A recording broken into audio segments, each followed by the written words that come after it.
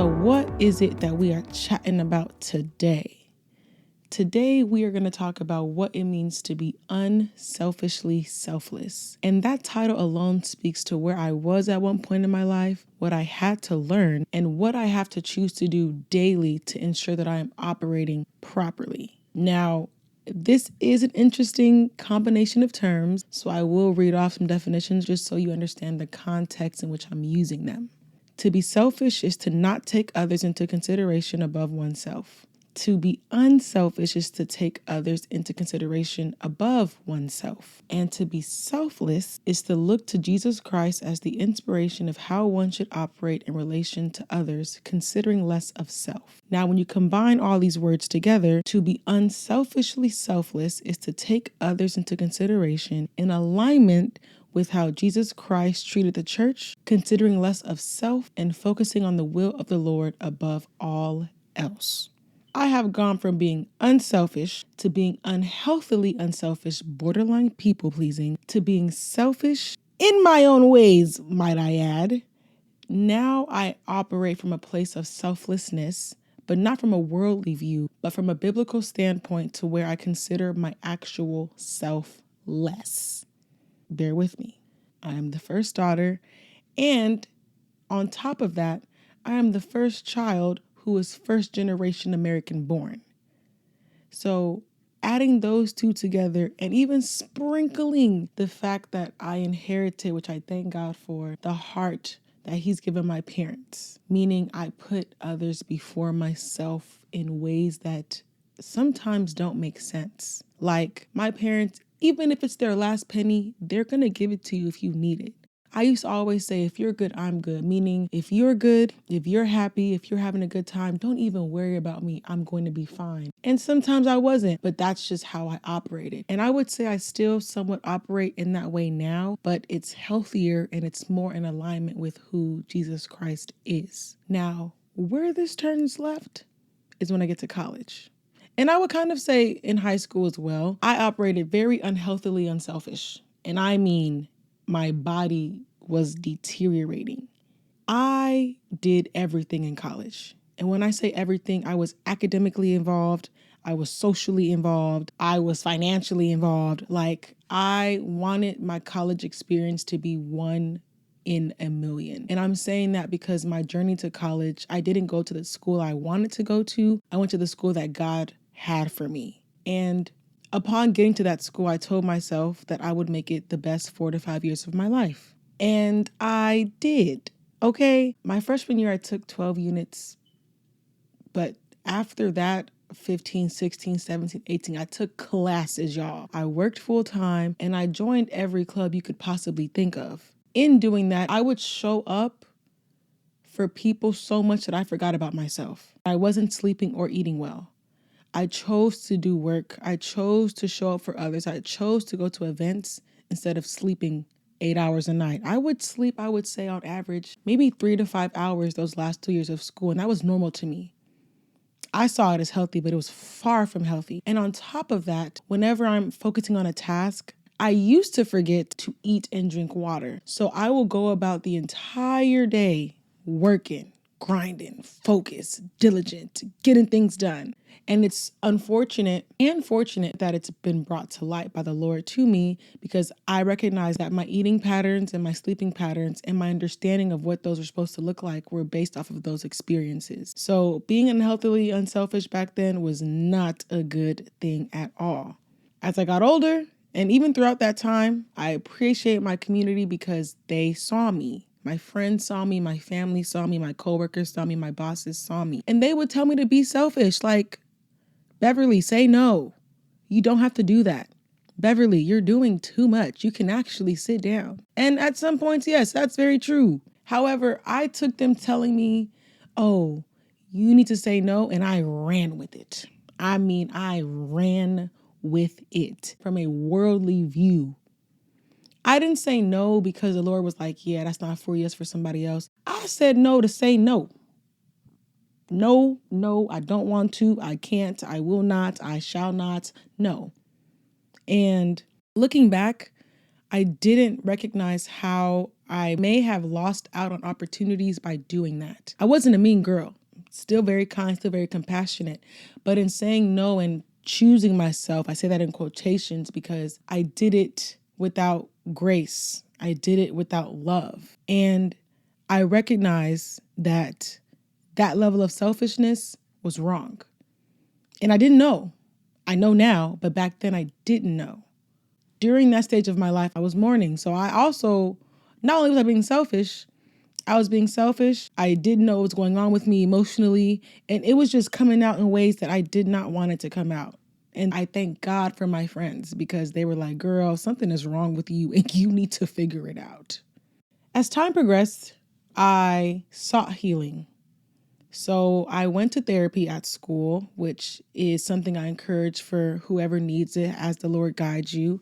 And I believe it helped me during that time of my life. It helped me articulate and get to the root or understand the importance of getting to the root of things. Now, after going to that for a couple of sessions, on April 22nd, 2019, I broke down hysterically. I mean, hyperventilating, cry, snot. I was screaming in my apartment by myself, apologizing to God, asking God why, saying I'm sorry for being angry, sorry for being sad, sorry for not talking to you, sorry for dismissing you, sorry for not seeking you. Lord, I'm sorry. I mean, I let it out. And I would say in that moment, I opened my heart. And I let it all out. And I had never done that in my life up until that point. This is when I started to learn who God was for myself, outside of going to church on Sundays, reading my Bible, understanding the word, joining communities that would help me learn and gain wisdom and see the word differently. Because in one season, it may mean one thing to you, but in a different season of your life, it may have a totally different meaning. So in understanding who Jesus is, in understanding who God is, in understanding who the Holy Spirit is, I now understand what it means to be selfless. And like I said earlier, it means to consider others through the lens of Jesus Christ, thus not looking at yourself to do anything, but knowing that you can only operate by the power of the Holy Spirit, which I learn in real time every day because I'm human, you're human.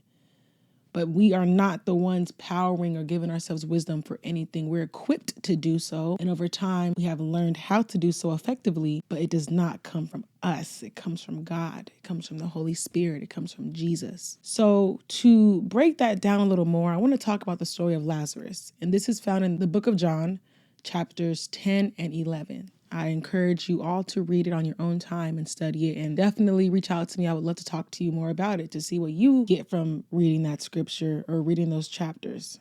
Now in John 10, Jesus was being unselfish. He was talking about himself as the good shepherd, the true shepherd, the door to salvation. Like he is telling the disciples, he's telling those who are following him that, hey, I am your key to eternal life. And that's unselfish because he quite literally, spoiler alert, dies, suffers, and gets resurrected so that we can live, so that we can have eternal life, so that we can be children of the Most High. We can be adopted into his family. It's because of Jesus. It's not because of ourselves. That is very unselfish. Now, where it goes into unhealthily unselfish in that same chapter, he goes to the temple and he's continuing to share who he is on earth. That him and God are one, and just the depth of his presence on earth at that time. He is saying this not only in front of his followers, but in front of everybody. The Pharisees, the non-believers, the believers, all of them. The Pharisees already have a problem with him. Already think he's one blasphemous somebody, which he is not. So him saying that, him knowing that they're there, he's being unselfishly selfish because they now threaten to stone him. I don't know about y'all. This is a side note. The idea of being stoned is just too crazy to me. Like people are throwing rocks at you. Not no one small pebble. Rocks. They are threatening. They're about to stone him. That mirrors what I was talking about, how I was deteriorating physically for those around me. The Lord, our God, Jesus Christ, okay? He was about to allow his body, wasn't afraid to allow his body to be mutilated by some stones, okay? That is serious. That is unselfish, unhealthily unselfish. We proceed on to chapter 11. Mary and Martha, they send for Jesus. They're telling him, Jesus, our brother is sick. And he's like, nah, it's okay. He's just sleeping. He doesn't tell them this. He tells his disciple this, like, he's just sleeping. And he's trying to explain to them that he's asleep. He's not going to die from this. And they're like, okay, then why would they send for you if he's just about to go to sleep? That doesn't make any sense. And he goes back and forth with them, but they don't understand. And there are many moments in the Bible where it tells us that the disciples did not understand what Jesus was saying because they did not receive the wisdom from the Holy Spirit to understand. Jesus is like, no problem.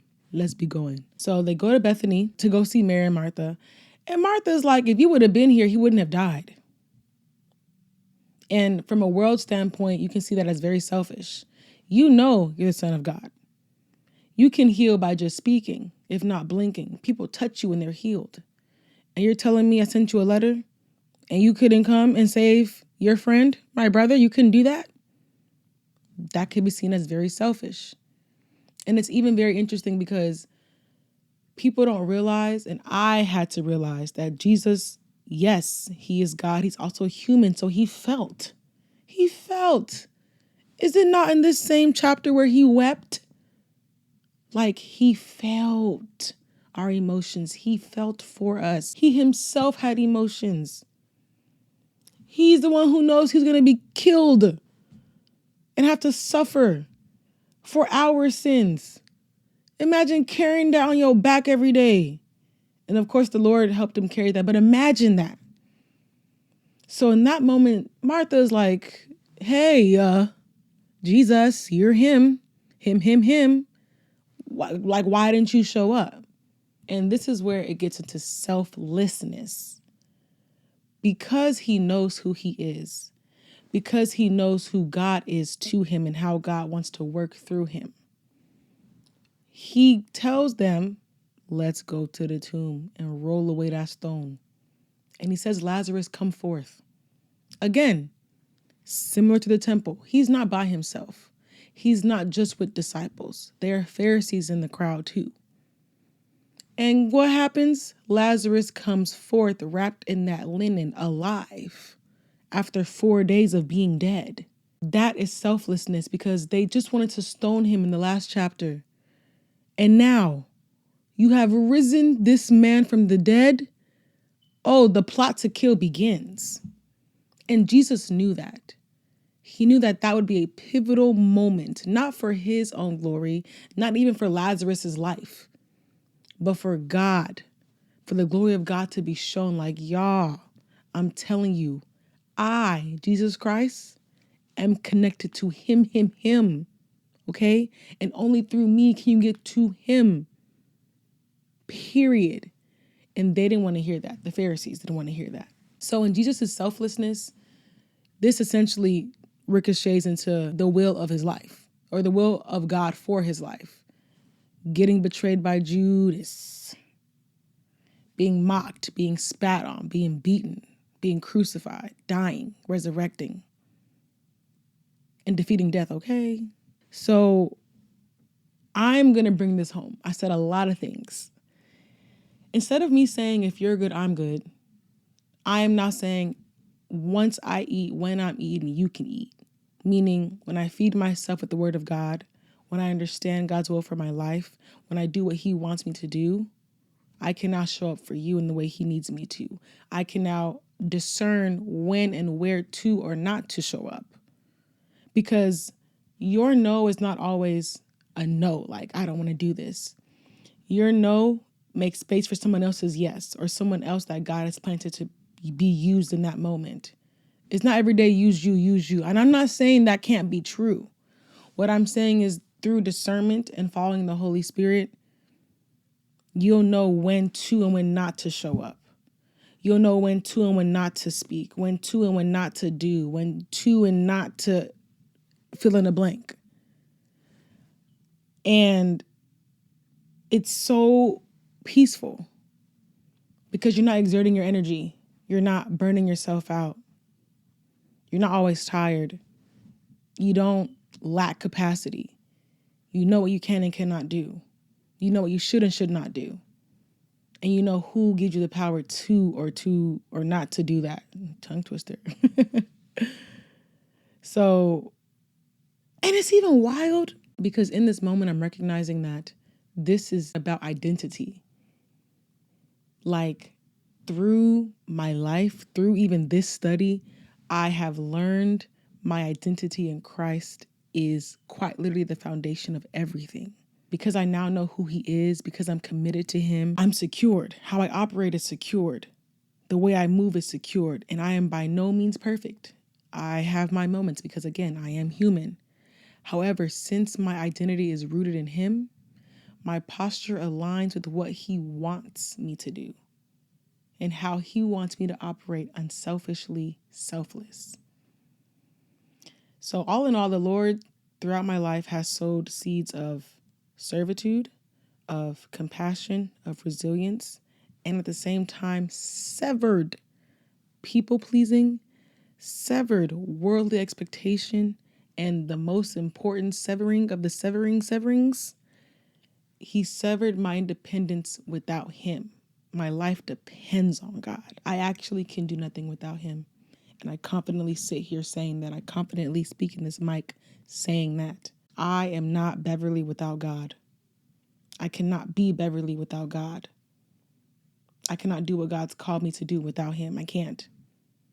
Even this is not mine. This is the Lord's.